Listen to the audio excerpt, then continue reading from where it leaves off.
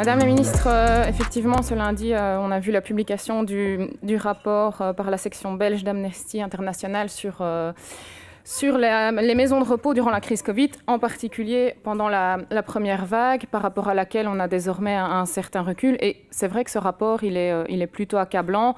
On y annonce sans détour que des droits fondamentaux auraient été bafoués au sein des maisons de repos, tant la situation y était critique. On le sait, environ 60% des personnes décédées du Covid étaient des résidents des maisons de repos ou des maisons de repos et de soins. Et la grande majorité de ces décès a eu lieu au sein même de ces institutions. Le rapport d'Amnesty souligne que certains résidents sont probablement morts prématurément en raison de leur non-transfert dans un hôpital qui aurait permis d'accéder à de meilleurs soins de santé.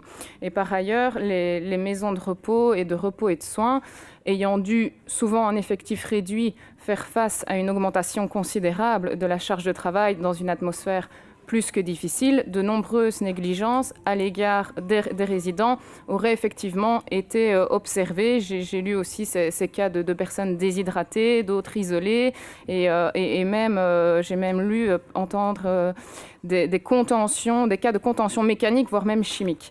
Alors, pour ma part, je ne vais pas relier cette crise inédite du Covid à des recommandations qui datent de presque 15 ans, Madame la Ministre, mais j'ai 4 questions. Tout d'abord, quel est votre regard sur ce rapport?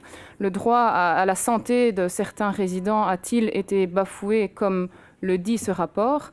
Est-ce que les autorités publiques ont abandonné les maisons de repos durant la première vague, comme le dit le directeur de la section belge francophone d'Amnesty? Et enfin, a-t-on aujourd'hui la certitude qu'une situation aussi chaotique dans les maisons de repos ne se reproduit plus? Je vous remercie.